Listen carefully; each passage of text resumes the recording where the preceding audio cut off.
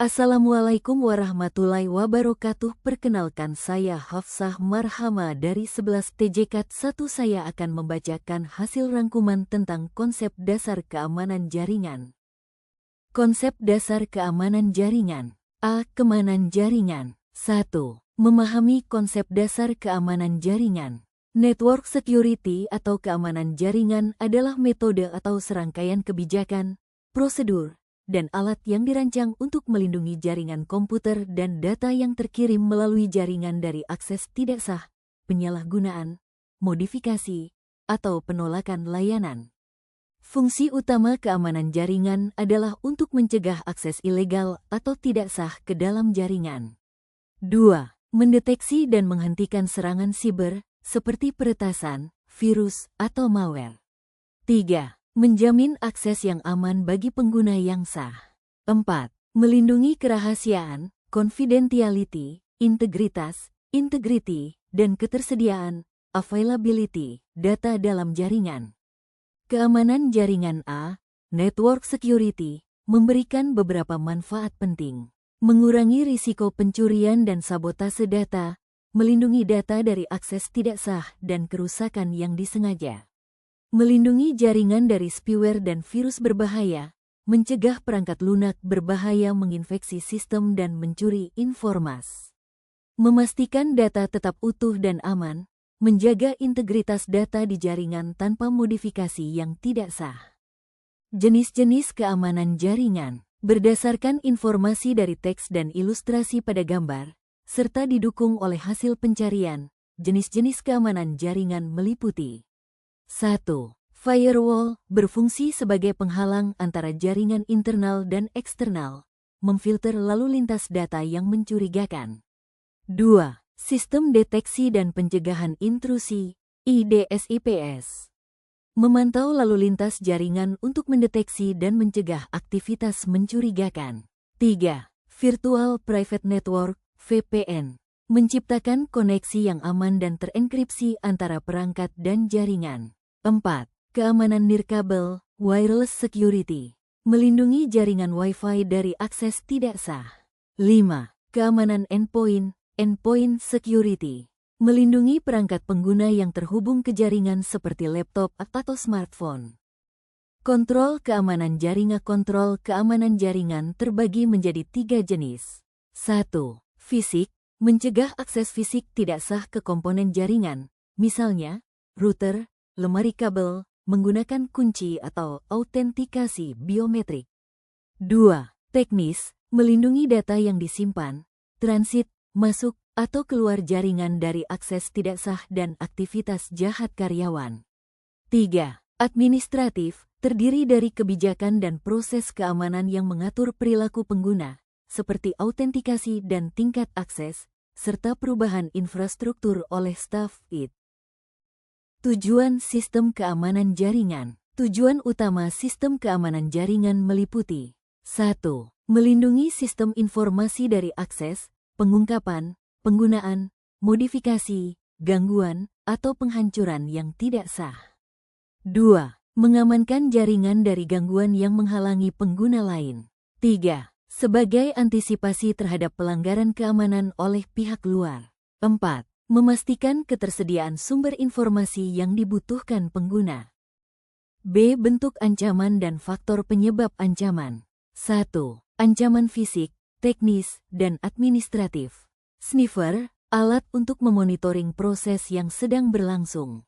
Spoofing, penggunaan komputer untuk meniru identitas atau alamat IP. Remote attack, serangan terhadap sistem atau komputer yang penyerangnya dapat mengendalikan mesin dari jarak jauh. Hole, kondisi software atau hardware yang dapat diakses oleh pengguna tanpa hak atau peningkatan hak akses tanpa otorisasi. 2. Faktor penyebab ancaman. Ancaman fisik, fisikal. Ancaman keamanan jaringan yang muncul dari perangkat fisik atau hardware, seperti kerusakan pada data, file, atau aplikasi akibat ulah pihak tidak bertanggung jawab. Ancaman logis, logical. Ancaman keamanan jaringan yang terjadi pada perangkat lunak, meliputi kerusakan pada data, dokumen, database, dan aplikasi. Hal ini sering terjadi dan berulang, sehingga perlu diperhatikan keamanan logisnya. 3. Metode penyerangan A. DOS Attack, Distributed Denial of Service. Serangan DOS melibatkan penyebaran jaringan botnet secara luas. Botnet, jaringan perangkat yang telah terinfeksi malware dan terhubung ke internet, digunakan untuk melancarkan serangan secara terkoordinasi. Dampak, lalu lintas palsu ini membanjiri server, mencegah pengguna yang sah untuk mengakses situs web, dan dapat menyebabkan situs web menjadi lumpuh atau tidak dapat diakses. Cara kerja, serangan ini membombardir server target dengan volume lalu lintas, traffic, yang sangat tinggi, yang sebagian besar adalah lalu lintas palsu atau tidak sah.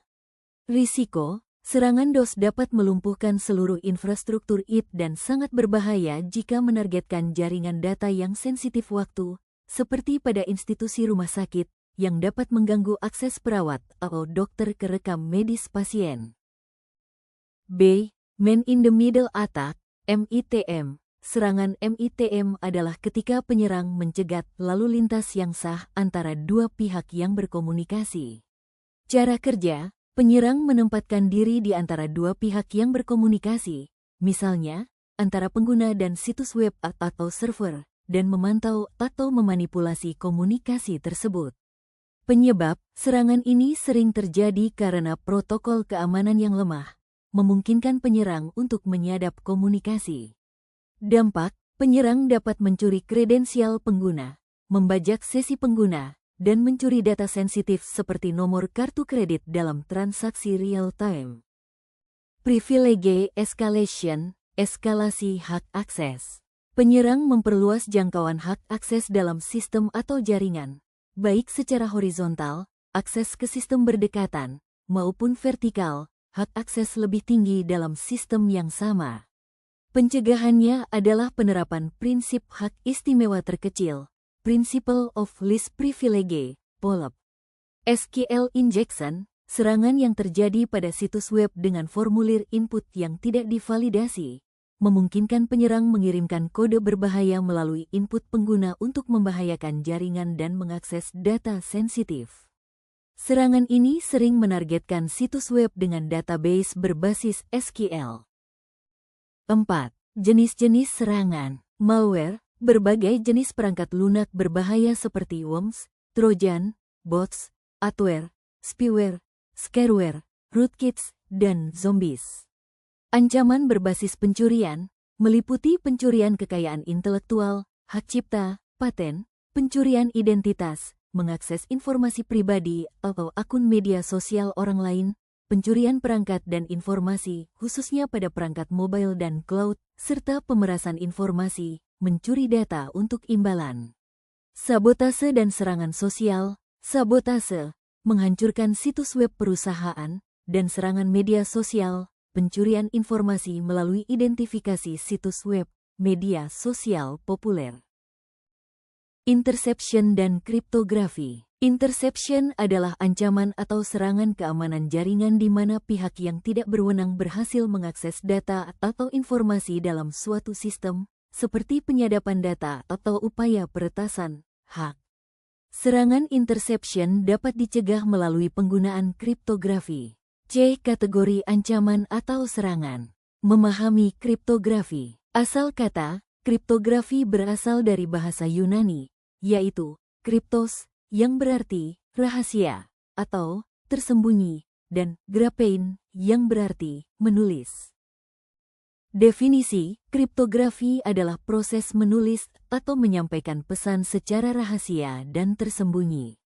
Dalam teknologi digital, dalam konteks teknologi digital, kriptografi merupakan disiplin ilmu yang mempelajari teknik enkripsi naskah asli, plain text, untuk menjaga kerahasiaan data. A. Penjelasan kriptografi dan fungsinya. Kriptografi adalah ilmu atau praktik menyembunyikan pesan atau informasi agar hanya dapat dibaca oleh orang yang memiliki kuncinya. Dalam konteks digital, kriptografi mengubah data menjadi bentuk acak, ciphertext, yang tidak dapat dipahami tanpa kunci dekripsi. B. Sejarah kriptografi. Kriptografi sudah dikenal sejak zaman Yunani kuno sekitar tahun 400 SM, di mana alat bernama skitale digunakan untuk membuat pesan tersembunyi. Skitale adalah batangan silinder dengan kombinasi 18 huruf.